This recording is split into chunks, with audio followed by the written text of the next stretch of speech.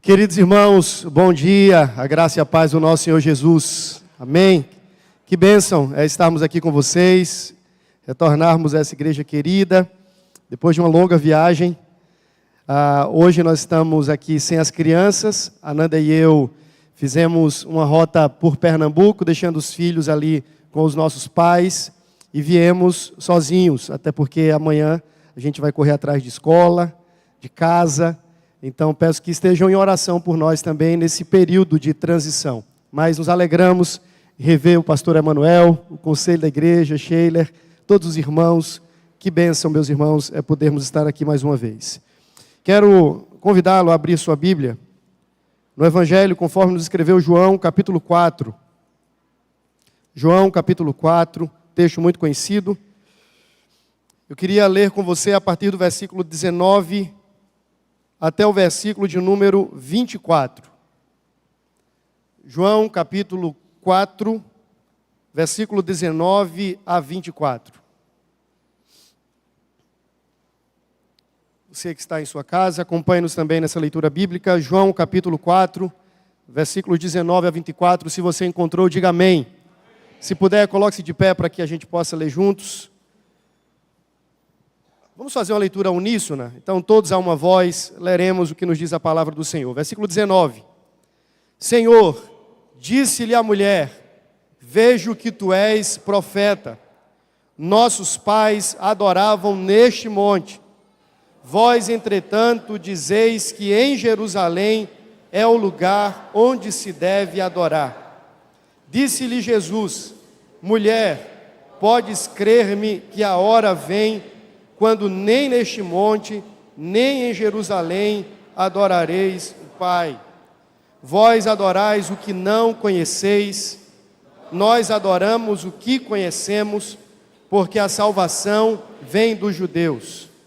Mas vem a hora, e já chegou, em que os verdadeiros adoradores adorarão o Pai em espírito e em verdade, porque são estes que o Pai procura para seus adoradores.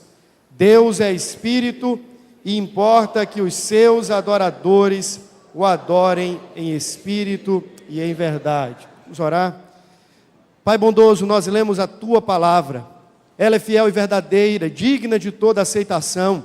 E nós pedimos em nome de Jesus e no poder do Espírito que essa palavra penetre os nossos corações, a nossa alma, dividindo-nos por inteiro, revelando a tua vontade, conformando-nos ao teu propósito. Suplicamos em nome de Jesus, ó Deus, que toda distração à tua lei, ao teu evangelho, sejam dissipadas e que a nossa mente, o nosso coração, sejam tomados cativos a Cristo. E que não haja absolutamente nada que nos encante mais nesse momento do que pararmos quedados aos teus pés para ouvirmos a tua doce voz.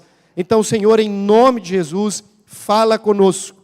Nós não precisamos ouvir a voz de um preletor, nós precisamos ouvir a voz do Senhor. E pelo Espírito nós cremos, ó Deus, que pela tua palavra somos guiados, no nome e para a glória de Jesus. Amém e amém.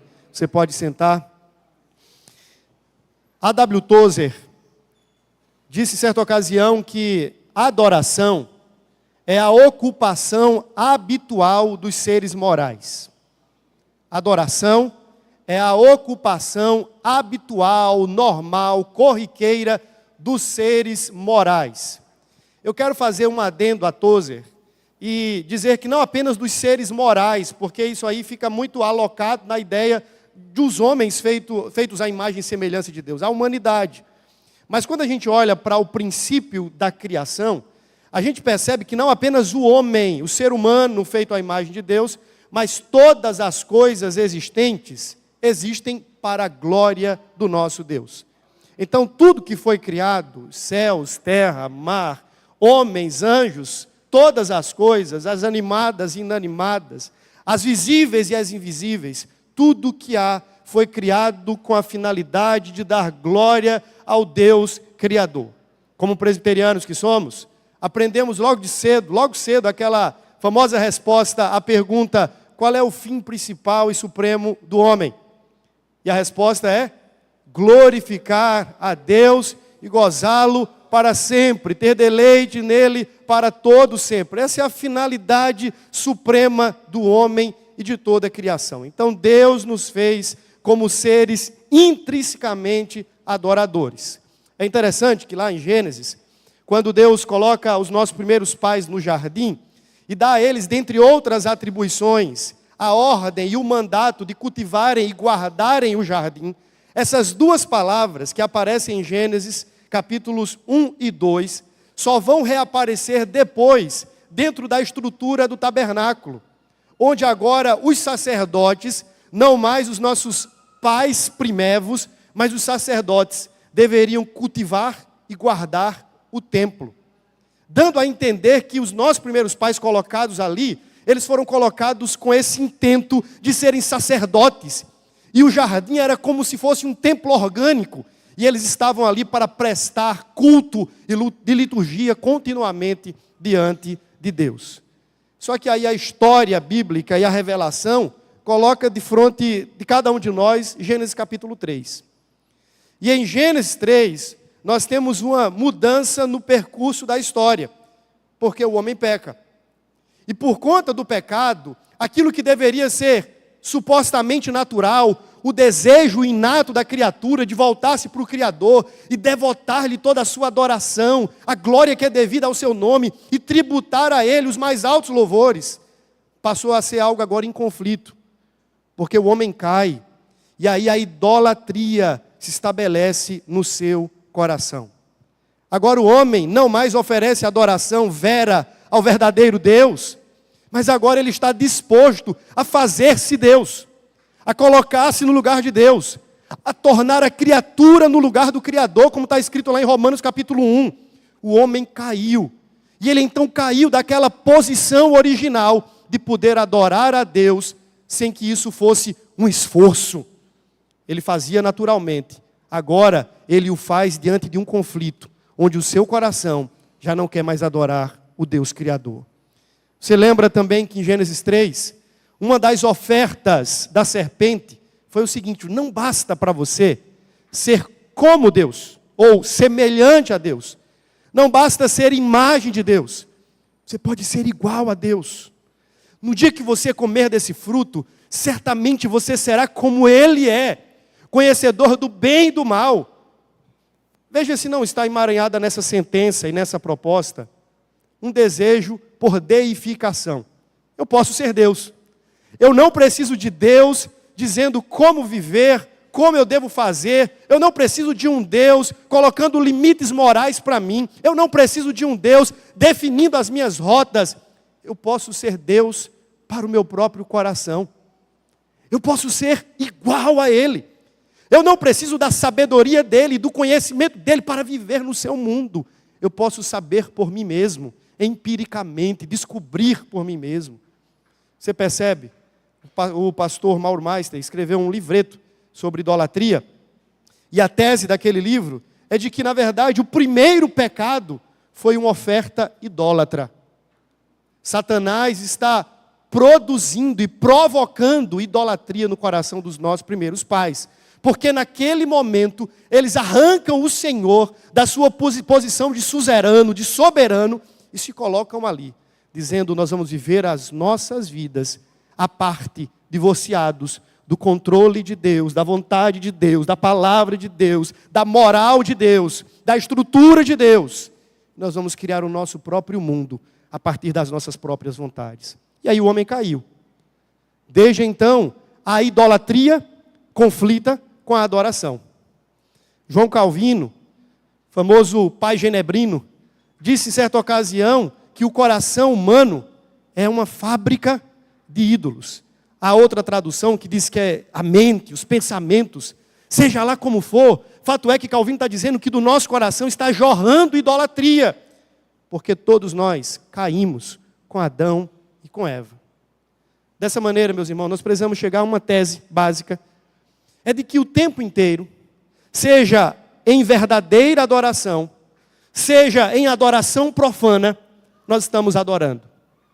Fomos criados para isso, e o pecado não alterou essa estrutura fundamental da natureza humana, de existirmos para adorar. O que mudou então? O que mudou foi o objeto da nossa adoração. Considerando que o nosso coração entrou em uma posição de rebeldia constante, não mais adoramos exclusivamente a Deus. Agora elegemos outros supostos deuses, que são falsos deuses para nós, e nos curvamos diante deles. Falar isso para uma igreja evangélica, para nós que somos protestantes, talvez não faça muito sentido, porque nós estamos com a nossa cabeça voltada para aquele tipo de idolatria objetica, nos relicários, nas imagens, nas estatuetas. Mas veja, a idolatria é muito mais sutil do que tudo isso. E ela pode estar emaranhada no seu coração, direcionando as suas principais ambições, os seus mais profundos desejos, as suas escolhas, aquilo pelo qual ou pelo que você vive, respira, acorda todos os dias, oferecendo um falso apoio para a sua segurança, para a sua esperança de vida, tirando Deus do lugar dele, de honra, e colocando você ou qualquer outra coisa. Isso é muito sutil. Você não precisa estar diante de Dagon, ou de qualquer outro Deus, de Baal, para se fazer um adorador. Basta não cuidar do seu coração. Facilmente você será levado à idolatria. Quero fazer ainda uma observação. Em Êxodo capítulo 20, quando Deus oferece as tábuas da lei para Moisés, você lembra quais são os primeiros 2 mandamentos? Sobretudo o primeiro. Sobre o que eles falam. Qual é o teor, o conteúdo central dos primeiros mandamentos da lei? Vamos lá. Escola Bíblica Dominical aqui. Quem lembra? Primeiro mandamento.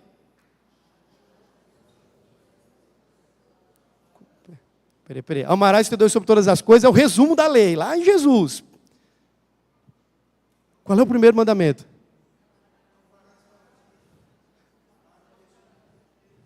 Não farás para ti mais de escultura, mas um pouco antes.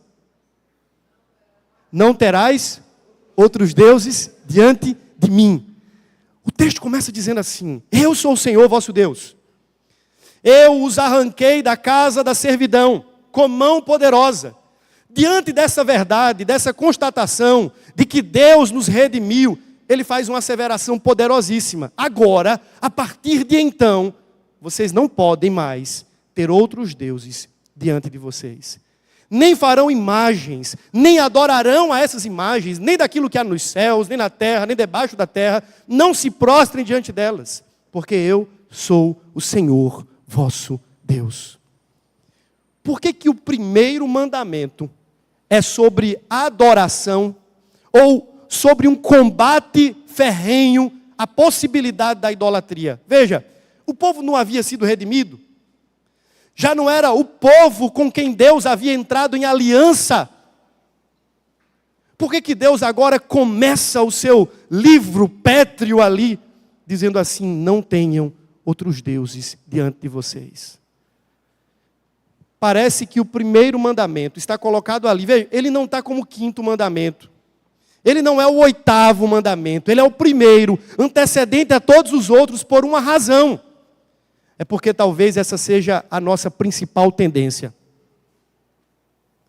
Deus nos dá um mandamento anti-idolatria, em primeiro lugar e acima de todos os outros, porque é bem possível que a maior tendência do nosso coração e o patriarca de todos os outros pecados, ou a matriarca de todos os outros pecados, seja exatamente a idolatria.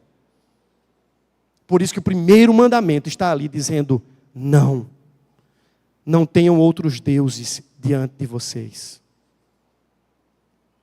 Não coloquem o dinheiro acima da vida de vocês, nem a carreira, nem a suposta felicidade pessoal, ou a felicidade ministerial. Lembrem-se, eu os redimi, para que vocês deixassem de ser idólatras e se tornassem adoradores outra vez. O Senhor disse que libertaria o povo, para que eles no deserto lhe servissem. A palavra ali, na Septuaginta, quando foi traduzido do hebraico para o grego, é aquela palavra que dá origem à ideia de liturgia, latreu. Eu estou libertando vocês do cativeiro, da opressão, do jugo, da idolatria, para que a vida de vocês seja uma liturgia de adoração diante da minha presença. Por isso, meus irmãos, como crentes redimidos, nós somos chamados a fugirmos da idolatria e nos atracarmos com a adoração ao verdadeiro Deus. O texto que nós lemos está dentro daquele enredo maior de uma conversa de Jesus com aquela mulher cujo nome não sabemos e é apenas reconhecida pela sua naturalidade. A mulher que vinha de Samaria, conhecida como mulher samaritana. Ela estava aproximadamente ao meio-dia no poço de Jacó, sozinha para tirar água. Abra um parênteses aqui. Primeiro, não era comum a uma mulher sozinha ir ao meio-dia tirar água. O horário conveniente, até porque você tem que lembrar que estamos falando do Antigo Oriente Próximo. Aquela região palestinense que é pior do que o sertão brasileiro. O horário conveniente geralmente era muito bem cedo ou no final da tarde. Nunca ao meio-dia uma mulher estaria, ou um homem, seja lá quem fosse, tirando água no poço. Muito menos sozinha. O fato daquela mulher estar ao meio-dia, sozinha, no poço, denotava que ela talvez quisesse passar desapercebida no meio de tantos. A razão para isso deve-se à continuidade da conversa de Jesus. Aquela mulher talvez não fosse muito bem reputada assim. O seu caráter era um tanto quanto duvidoso. Quem sabe no seu povoado, na sua aldeia, na sua cidade, os boatos circulavam acerca dela, e ela queria fugir dos olhares e das vozes de todos, e a melhor coisa era sair de casa no horário em que talvez todos estejam em casa. Fazer isso sozinha, para não ter que compartilhar da companhia de algumas que talvez fizessem inserções e acusações ao seu caráter. Ela está sozinha, e é meio-dia, e ela está indo buscar água no poço. Mas muito mais do que buscar água no poço, Jesus conhecia o âmago daquela mulher.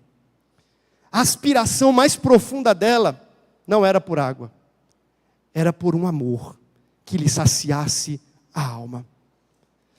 A água daquele poço não era nada mais do que uma metáfora da sede profunda que jazia no coração daquela mulher. Jesus então, estrategicamente, faz uma rota que poderia ser evitada por qualquer bom judeu.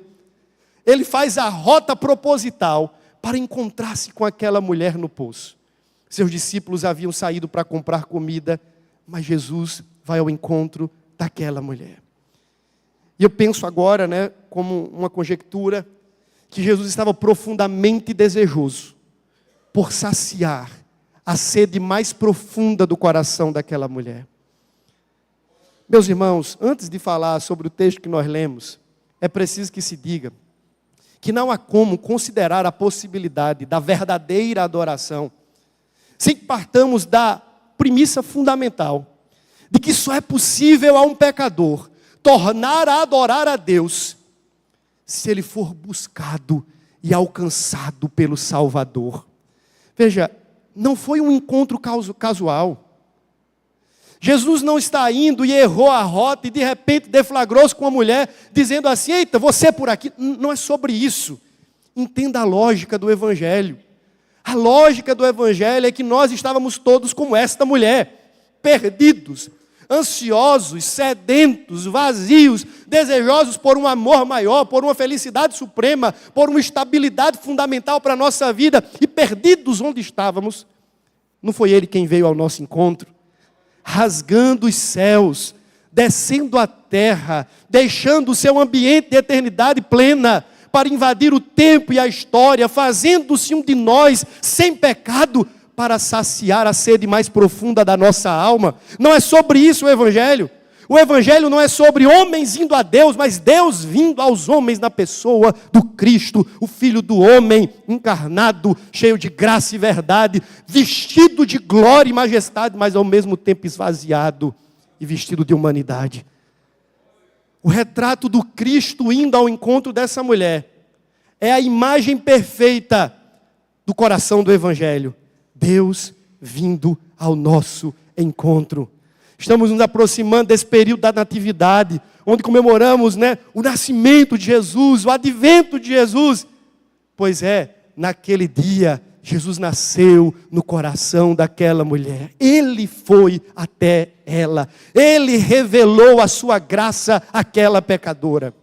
Ele nos encontra. Louvado seja Deus, porque Ele vem até nós. Não obstante as nossas tentativas de nos escondermos, de procurarmos os nossos poços, as nossas folhas e folhagens, os nossos abrigos falhos, Ele sempre vem ao nosso encontro e nos acha. Na última quarta-feira eu preguei sobre Raabe. Foi o último encontro da SAF da igreja, das mulheres. E naquela ocasião me deram a duríssima tarefa de falar sobre Raabe. Josué capítulo 2. E eu fiquei profundamente impactado. Como Raabe, em terra estranha, na região ainda tomada pelos cananeus, ouve falar não apenas de Deus. Veja, àquela altura, você deve lembrar que poucas coisas haviam acontecido na história da revelação. Mas uma delas era marcante, o Êxodo. O povo saíra do Egito e fora arrancado por mão poderosa, sendo guiados pelo deserto, atravessando o mar. Aquela notícia se espalhou. Quando os espias chegam nas fronteiras de Jericó, se deflagram com aquela mulher. Se foi numa taverna, se foi em sua casa, se foi numa hospedaria, não sabemos. O que sabemos é que eles chegam ali. E eles ouvem de Raabe o testemunho, não de Adonai, não de Elohim, mas a palavra que ela usa sobre Deus. É exatamente o nome de Deus, cujo qual ele tinha se revelado para Israel. Nós não sabemos pronunciá-lo, aquelas 4 consoantes do hebraico. Aí ela diz assim, olha, eu tenho ouvido, estamos todos espantados e amedrontados, que o vosso Deus é Deus sobre os céus, sobre a terra, é Deus sobre tudo. Eu fiquei imaginando assim, como aquela mulher ouviu sobre a graça de Deus. O texto não relata, e essa resposta a gente não vai ter aqui, senão na eternidade, quando encontrarmos com Raabe. Mas o que eu sei é que Deus, em sua graça democrática e livre, vai onde quer, para alcançar quem quer, para o propósito do louvor da sua glória. Ele entrou antes daqueles espias, no lugar onde Raabe estava, para entrar no coração de Raabe, e fazer com que a sua graça triunfasse sobre o pecado daquela mulher. Ele foi ao encontro da samaritana no poço de Jacó. Ele foi e veio ao nosso encontro. Eu não conheço a sua história, mas você sabe, aquele dia em que o Cristo se revelou a você, mais maravilhoso do que os falsos deuses deste mundo. Você se viu tão encantado por Ele, e ao mesmo tempo tão constrangido, dizendo assim, ao mesmo tempo em que Ele revela graça, Ele mostra os meus pecados mais profundos, e não me deixa viver escondido. E à medida que a conversa de Jesus com aquela mulher vai avançando, Ele chega àquele momento de fazer uma pergunta desconcertante. Jesus entra no aspecto familiar e diz assim, mulher, onde é que está o teu marido? Acabou a conversa. Fique imaginando aquela mulher agora sendo tomada por uma palidez. Alguém me descobriu. Veja, era meio-dia, está no poço sozinho. Estou tranquila, ninguém está me vendo, ninguém me achou. Até que chegou aquele homem, intrusamente conversando comigo. Ele judeu, eu samaritana. Ele homem, eu mulher. E agora Jesus desnuda a alma daquela pecadora. Onde está o teu marido? Poderia ser, onde está o teu coração? Quais são os seus amores mais profundos? Pelo que no centro da sua alma você tem procurado encontrar, mas não tem encontrado. Aquela mulher despenca. Ela disse, Senhor, não tenho marido. Ele disse, agora, vem cá. Pois é, falastes a verdade. Porque o marido que tens agora, o último deles, não é teu. Nem os outros que tivessem, também não eram teu. Você percebe que a mulher agora começa a se fascinar, dizendo, vejo que és profeta. Quem te revelou essas coisas eu não sei, mas vejo que tudo sabe sobre mim. O Cristo que nos conhece. Conhece os defuntos que moram no nosso coração. A morte que se instala na nossa vida.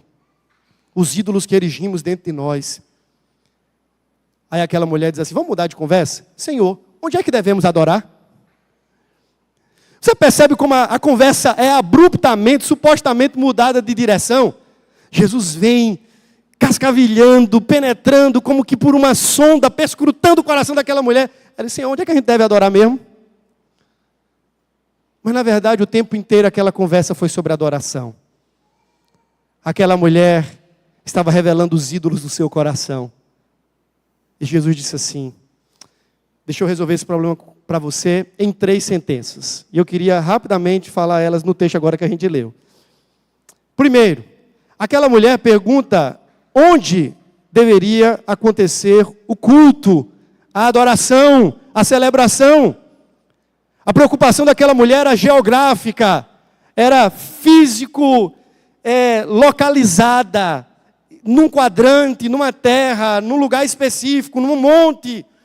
Jesus agora começa a ensinar 3 verdades, e eu quero que você preste muita atenção, sobre a verdadeira adoração, que é capaz de nos arrancar de toda e qualquer idolatria, e recobrar no nosso âmago o propósito fundamental da nossa existência, que é voltar o nosso coração para o Senhor e dizer, tu és digno, tu és digno, tu és digno. Jesus ensina primeiro, gente, que a verdadeira adoração, ela é descentralizada de qualquer geografia. Jesus desmistifica uma ideia que fora criada de forma proposital pelo próprio Deus, durante um bom tempo, de que ele estaria localizado representativamente no lugar, no templo. Seria a presença do Senhor materializada no templo. A pergunta não era tão infundada assim. Até aquela parte, até aquele momento da revelação, cria-se que Deus havia escolhido um lugar, como ele mesmo declara em sua palavra, para ali habitar com o seu povo. Aquele desejo original de Deus, de habitar com a sua criação, é sempre renovado em toda a Escritura. Então Deus escolhe um lugar para si e diz, ali habitarei. Ali o meu nome será invocado. Você lembra lá do texto de Crônicas? Vocês invocarão a minha presença aqui. Eu abençoarei todos os povos. Vocês me invocarão. A minha presença será com vocês. Estaria representada no templo. Agora não mais. Onde nós devemos adorar? Em Jerusalém? Em Sicar? No Monte Sião? No Monte Gerizim? Onde, Senhor, nós devemos adorar? Jesus diz, não é neste monte, nem naquele outro. Não é nessa geografia, nem naquela outra. Não é nesse endereço, nem naquele outro. Porque a verdadeira adoração em Cristo, ela recebe uma geografia espiritual. Preste atenção comigo. Depois da queda do primeiro templo, ele é reerguido por Herodes, você tem todo aquele contexto, na verdade, antes por Zorobabel, depois reformado por Herodes, tem toda aquela ideia de Deus representado no templo, você conhece bem. Depois da vinda de Jesus, você lembra que os cristãos não mais estavam preocupados com uma estrutura sacra onde adorar? Eles faziam uso das pequenas estruturas aprendidas nas sinagogas, durante aquele período de cativeiro, e agora as casas, as mangueiras, à beira do rio, ou qualquer outro lugar, fazia-se habitação da igreja de Deus, quando o povo se reunia.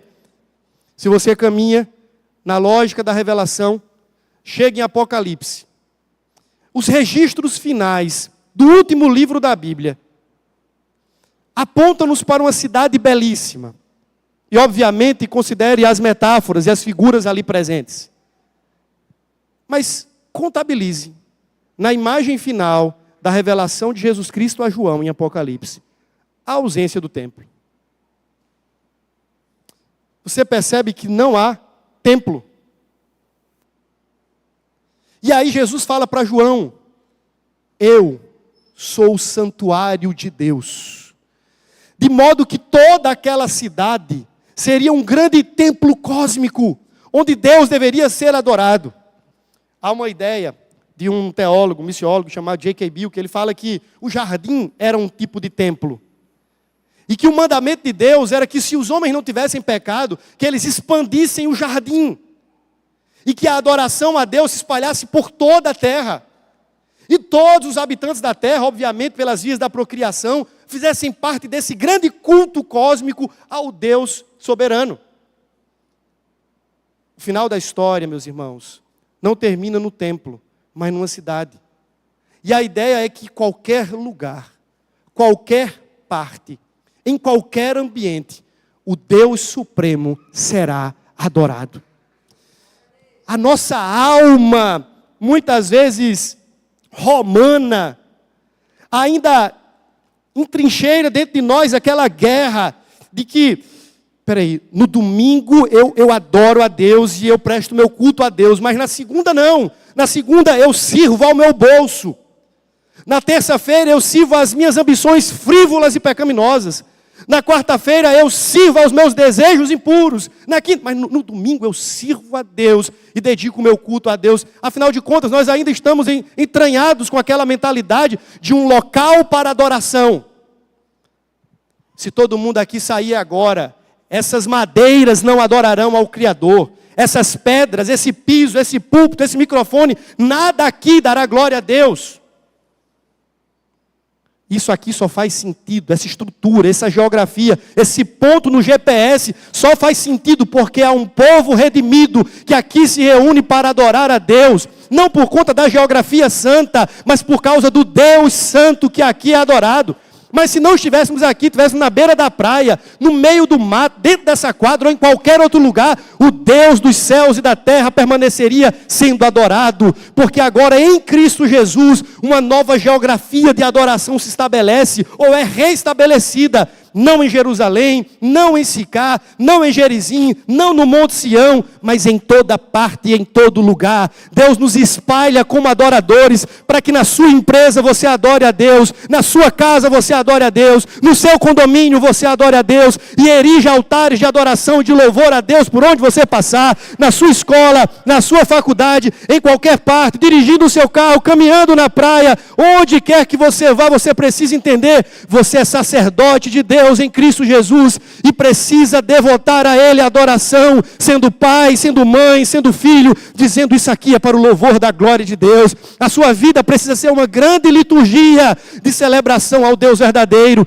e por onde você passar, aquele lugar tem que ser terra santa, onde os seus pés pisarem, ali tem que ser terra santa, reclamando para Deus a glória que é devida ao seu nome em cada canto dessa terra, porque tudo pertence ao Senhor.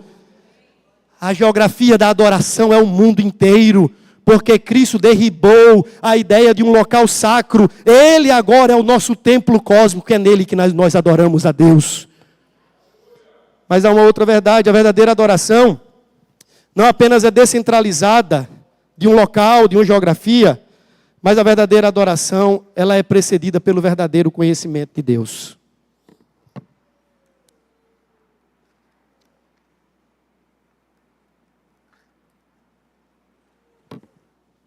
Agora a voz quase foi embora. Veja, o versículo subsequente diz assim: vocês adoram o que não conhecem. Nós adoramos o que conhecemos. Veja a relação entre conhecimento e adoração. Falta de conhecimento e falsa adoração. A tese fundamental é de que toda falsa adoração denuncia falso conhecimento. E que a verdadeira adoração, ela só pode existir se provida de verdadeiro conhecimento de Deus. Como é que eu posso amar a Deus? Entenda-se adoração como sinônimo de amor profundo. Como é que eu posso amar a Deus sem o conhecê-lo? Como é que eu posso servir a Deus se eu não sei quem Ele é? Como é que eu posso dedicar a Ele, consagrar a Ele o meu melhor, se eu não conheço os seus desejos profundos? Jesus está dizendo que a verdadeira adoração, ela é precedida pelo verdadeiro conhecimento de Deus. Eu preciso saber quem Ele é. Eu preciso saber como Ele deseja ser adorado. Eu preciso saber os caminhos que Ele exige, que Ele manda que eu trilhe nessa rota da adoração. Eu não posso fazer ao meu bel prazer, segundo a minha própria vontade, dizendo assim, peraí, eu achei um jeito de adorar a Deus. E agora eu vou seguir esse meu jeito, essa minha maneira. Satanás faz isso o tempo inteiro com o meu e com o seu coração. Deixa eu dar um exemplo de um texto bíblico que, claro, não estava acontecendo dentro do rito do culto, mas vai fazer menção ao que eu quero aqui destacar.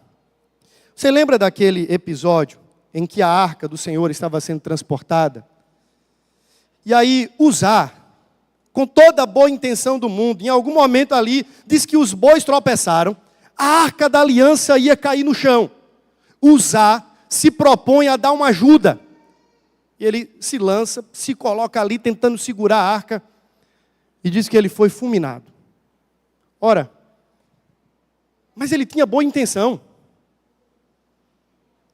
O interesse dele era oferecer o melhor, seu melhor serviço, sua melhor ajuda. Como é que ele foi fulminado? A lei era clara e dizia que somente os levitas poderiam colocar as mãos na arca e transportar a arca do Senhor. Não qualquer homem, não de qualquer tribo, não de qualquer jeito. É interessante que na Bíblia, Deus não apenas diz que quer ser adorado, mas Ele diz como ser adorado. Ele dá prescrições, Ele faz exigências. Você deve lembrar também o outro episódio do fogo estranho no altar. Havia um fogo que estava o tempo inteiro ali, precisava ser conservado e mantido. Uma hora o fogo apagou, vamos dar uma ajuda. Vamos atear fogo do nosso jeito, da nossa maneira. Lembre-se que aquele fogo havia vindo dos céus. Mas agora a gente vai produzir o nosso próprio fogo no altar do Senhor. E aquilo foi abominável diante de Deus. Se a gente pudesse tirar como ideia, seria o culto como Deus não ordena. A adoração como Deus não requer. A verdadeira adoração, ela precisa ser pautada no verdadeiro conhecimento de Deus, que se revela para nós, irmãos, neste livro, sua palavra. Eu não posso conhecer tudo sobre Deus. Lutero dizia que havia um atributo de Deus, que ele chamava de atributo abscôndito. O Deus abscôndito. O Deus que se esconde nele mesmo. E que existem coisas do ser de Deus que nós, nem na eternidade, perscrutaremos, porque senão seríamos iguais a Ele. Uma vez que somos criaturas infinitos, e seremos assim, mesmo na eternidade, finitos, porque fomos criados por um Deus único e infinito, eles têm coisas que a gente não vai saber nunca. Mas veja, esse Deus, que é profundamente inescrutável, resolveu se revelar para a gente. Na criação, mas sobretudo nesse santo livro. É aqui que eu aprendo a adorar. É aqui que eu o conheço e passo a amá-lo mais. E quanto mais conheço, mais maravilhado fico. Mais a minha devoção e adoração a Ele é aquecida. Mais ardor há na minha alma. Quanto mais eu sei quem esse Deus é, mais espantado fico diante da sua presença. E mais verdadeira é a minha entrega de devoção. Ela não é mesquinha, ela não é raquítica, ela não é robótica, ela não é ritualística. Ela parte de um coração que conhece. Meu irmão, falávamos isso ontem, quando reunidos com o conselho. Eu falei, eu não consigo, eu sou agoniado de vida. Mas quando eu prego, eu fico mais agoniado ainda. Porque eu não consigo falar dessas verdades sem que elas me consumam. Estamos falando do Deus de toda a terra, Senhor dos senhores, Rei dos reis. Isso precisa inflamar a nossa alma de tal modo, meus irmãos, que a gente diz assim, peraí, que coisa extraordinária. Não nos ardia o coração quando ele expunha as Escrituras. Foi isso que disseram os discípulos de Emaús. Diante desse Deus, quanto mais conhecemos e prosseguimos em conhecê-lo, mais o nosso coração se derrete em temor, em amor, em alegria em sua presença, em devoção devotada mesmo, entregue a Ele. Porque conhecer a Deus é um grande impulso para adorar a Deus. E quanto mais eu sei quem Ele é, mais desejo tenho em amá-lo. Quanto mais eu sei quem Ele é, mais miserável pecador me reconheço e mais grato me faço diante dEle. Quanto mais eu sei quem Ele é e os seus planos e a sua vontade, mais convencido fico de que preciso curvar as minhas vontades à vontade dEle, porque ela é boa, perfeita e agradável. Mas isso só acontece, meus irmãos, se nós conhecermos o Senhor verdadeiramente.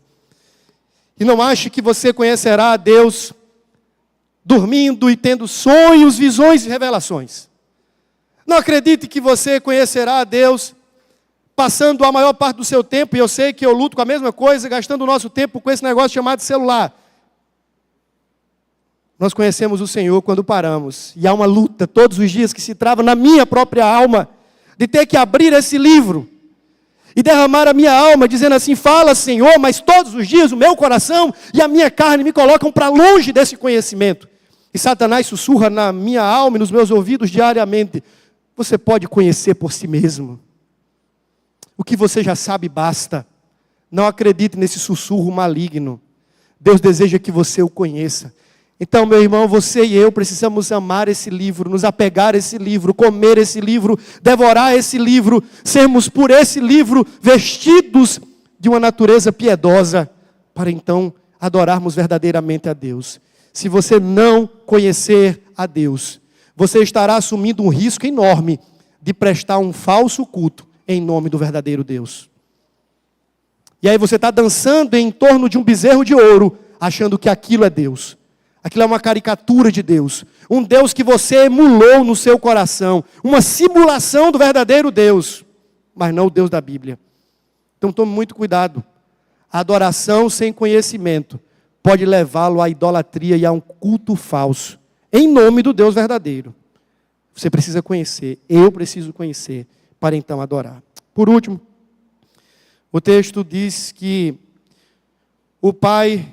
chegou a hora e vem a hora e já chegou. Essa linguagem de João, ela não aponta para o momento presente em si. Essa ideia de a hora vem e já chegou, é a ideia muito mais apontada para o episódio da cruz. Você deve lembrar que, obviamente, Jesus aqui está iniciando o seu ministério, mas para João, essa hora que já chegou é a hora em que o Redentor consumaria o plano de redenção, e isso, obviamente, acontece na cruz e depois no túmulo vazio. Aí ele diz assim: vem a hora e já chegou, em que os verdadeiros adoradores adorarão o Pai em espírito e em verdade, porque são estes que o Pai procura para seus adoradores. Deus é espírito, importa que os seus adoradores o adorem em espírito e em verdade. Preste atenção em algumas coisas.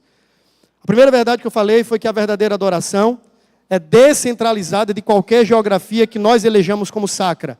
A verdadeira adoração acontece dentro de uma dimensão espiritual, em toda a terra, em qualquer lugar onde Cristo reclama o seu senhorio. Segundo, eu falei que a verdadeira adoração ela é precedida pelo verdadeiro conhecimento de Deus. Eu não posso adorar a Deus se não conhecê-lo. E eu não posso conhecer a Deus sem que seja pela sua revelação na Bíblia Sagrada. Terceiro, a verdadeira adoração só é possível por aqueles que foram transformados em verdadeiros adoradores. Preste atenção no que o texto diz, são detalhes. O texto sagrado não diz que Deus está procurando verdadeira adoração. O texto sagrado diz que Deus está procurando verdadeiros adoradores. Não é o produto. Vou dar um exemplo bíblico clássico para você entender onde é que eu quero chegar. Em Gênesis 4, aquele episódio fatídico de Caim e Abel, você lembra muito bem. O que antecedeu o primeiro homicídio? Diz que eles foram prestar culto, oferecer sacrifícios ao Senhor. Abel ofereceu um sacrifício de cordeiro, foi aceito, foi agradável, foi aprovável diante de Deus. Caim, por sua vez, ofereceu parte dos frutos da terra e foi reprovado. Só que o texto de Gênesis 4, você pode ler na sua Bíblia, diz assim: rejeitou Deus, Caim e a sua oferta. Aceitou o Senhor, Abel, e a sua oferta. Preste atenção na sequência. Primeiro o ofertante, depois a oferta. Primeiro o adorador, depois a adoração. Primeiro a devoção do coração, depois o serviço das mãos. Deus está à procura de verdadeiros adoradores, porque somente verdadeiros adoradores podem prestar verdadeira adoração. A verdadeira adoração é o subproduto do coração que foi transformado em verdadeiro adorador. Se você não conhece a Cristo, se o Espírito de Deus não está clamando no seu coração, dizendo que você é filho, você não pode adorar a Deus. Se a verdade de Deus em Cristo não é verdade na sua alma, se a palavra do Evangelho não transpassou o seu coração, te fazendo uma nova criatura, você não pode adorar a Deus. A sua adoração é abominável, se você não foi transformado no íntimo do seu coração, num verdadeiro adorador. Não tem como pensar em verdadeira adoração ao verdadeiro Deus, se o adorador, primeiramente, não foi transformado em verdadeiro adorador, arrancado da idolatria, arrancado do império das trevas, para o reino do Filho do seu amor.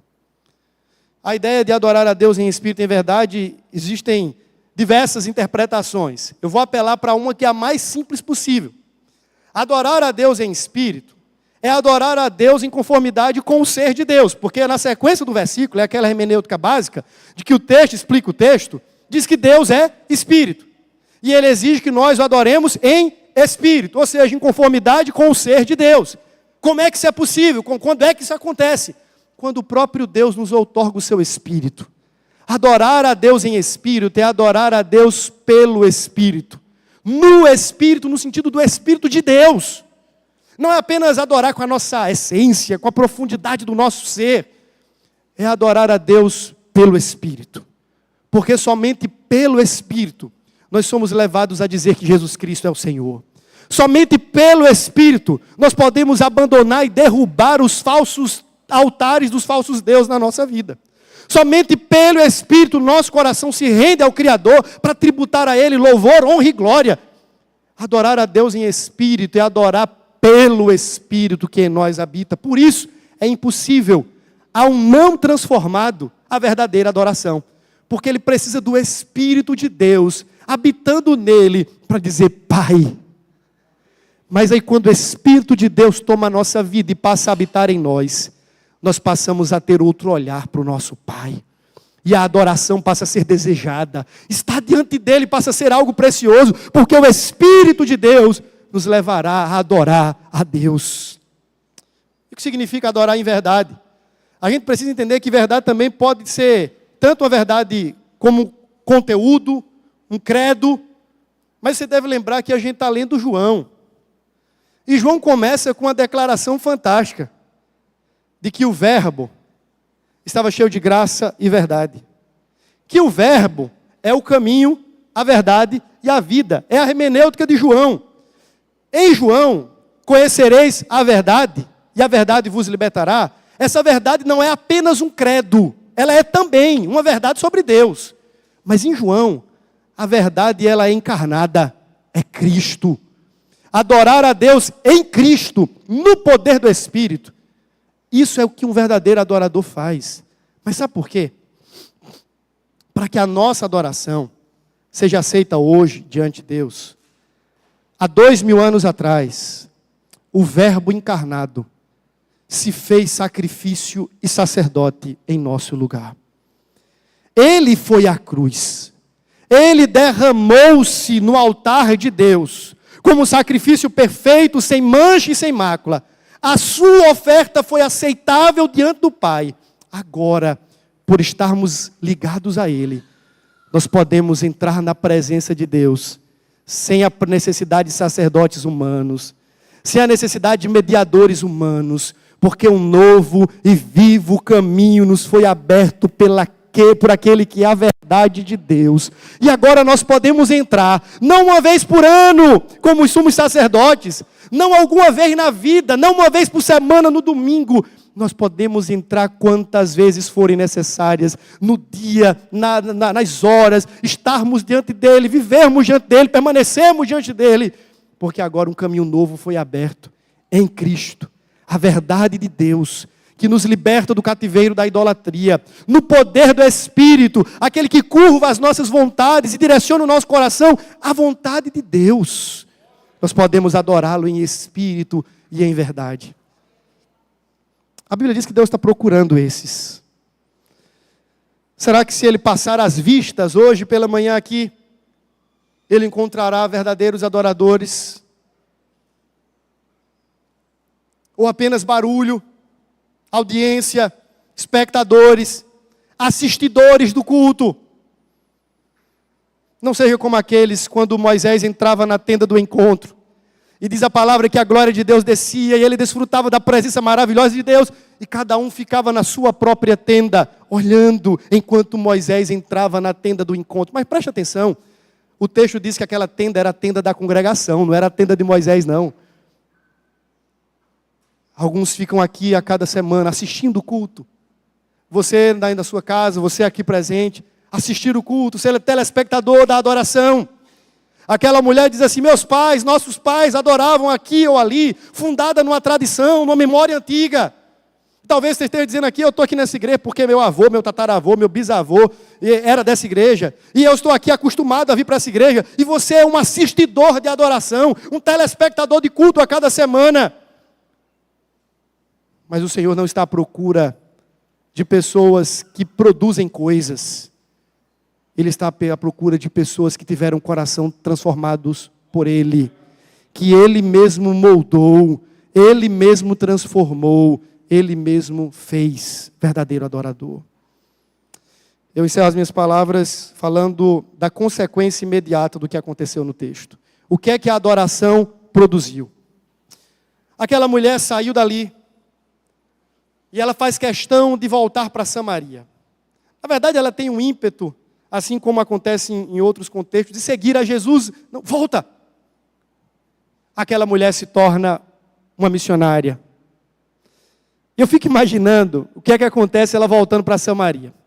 Ela chega em Samaria e olha o discurso, lê o texto depois.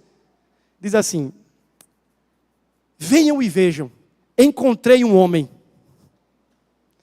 Esse discurso não seria tão bom para aquela mulher, dada a sua reputação. Alguns poderiam pensar: mais um marido. Venham e vejam, encontrei um homem. Mas depois ela continua dizendo: ele é o profeta, o Messias de Deus. Venham e vejam.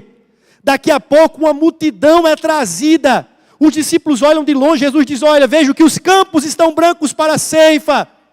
Os trabalhadores são poucos, a seara é grande, roguem ao Senhor da seara. É nesse contexto.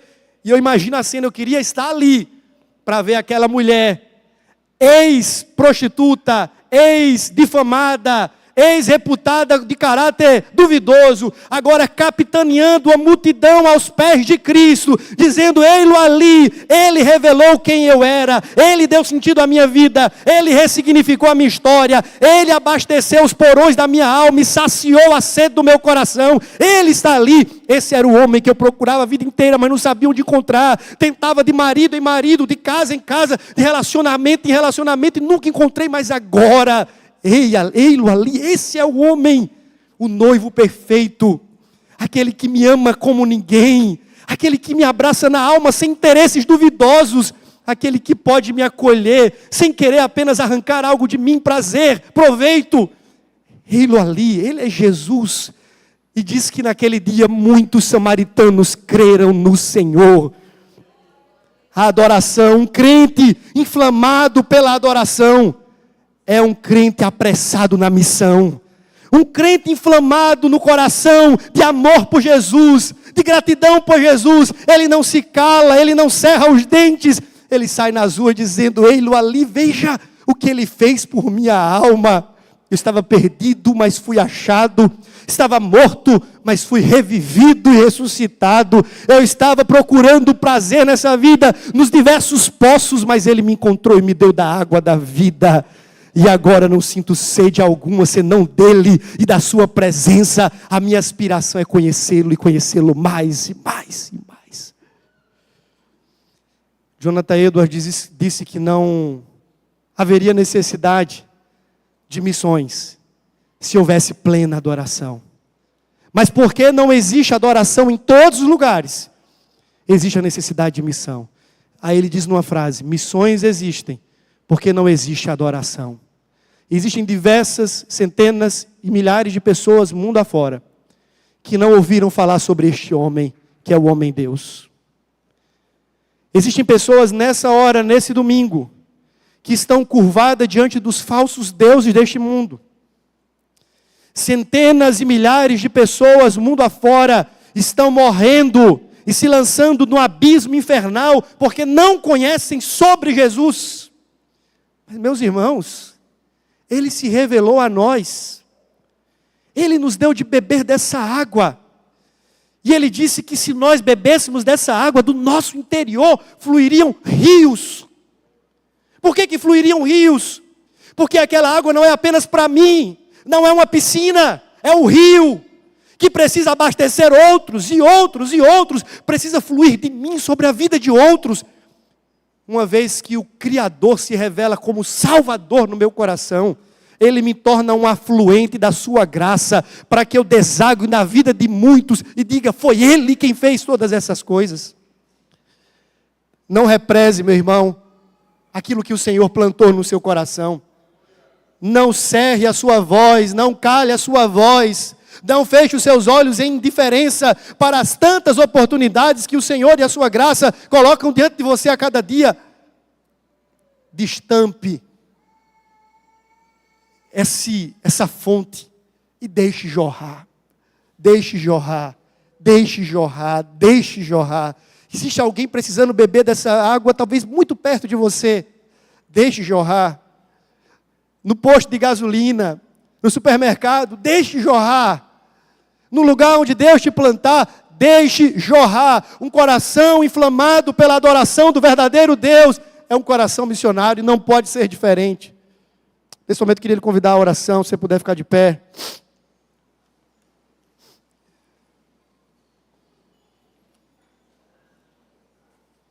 Coloque seu coração diante do Senhor, meu irmão. Coloque seu coração diante de Deus. Queria convidar o pessoal do louvor. Não sei se vocês já pensaram em algum hino, se pensaram para a gente encerrar esse momento, mas coloque seu coração diante do Senhor. Se você é alguém que já teve esse encontro com Jesus, a palavra dele para a sua vida é, deixe jorrar. Eu lhe criei para ser fonte, rio, não uma piscina. Então seja um afluente da graça sobre a vida de outros. Jorre em amor, jorre em serviço, jorre em dedicação, jorre em proclamação do Evangelho. Mas se você não conhece esse Salvador, e você talvez está procurando de poço em poço, de lugar em lugar, de mulher em mulher, de homem em homem, de bebida em bebida, esse é aquele momento em que o Salvador se revela ao seu coração dizendo, sou eu. A pessoa que você tenta achar, mas não conhece, não sabe, porque a menos que o Espírito revele ao seu coração, você não pode me encontrar. Sou eu. O Espírito revelando Cristo ao seu coração. Talvez seja aquele momento de você no seu lugar, dizer, Senhor, eu preciso desse encontro, que transforma, que liberta. Pai bondoso, obrigado pela Tua palavra. Tua palavra que carrega preciosas verdades, que nos confrontam e nos encorajam. Obrigado pelo Evangelho, que nos lembra do derramar da Tua graça em nosso coração, mas também nos privilegia a oportunidade de derramarmos dessa graça sobre outros também. Inflama-nos, ó Deus, de verdadeira adoração. Não nos faça apenas religiosos, Senhor. Livre-nos da religiosidade mórbida, dos ritos que ocupam apenas um lugar do dia, em um dia da semana. Mas que nós possamos sair daqui como adoradores que amam a Jesus. Amam profundamente porque foram amados profundamente. Derrama, Pai, dessa graça. Enche-nos da Tua presença e do Teu Espírito, em nome de Jesus. Amém.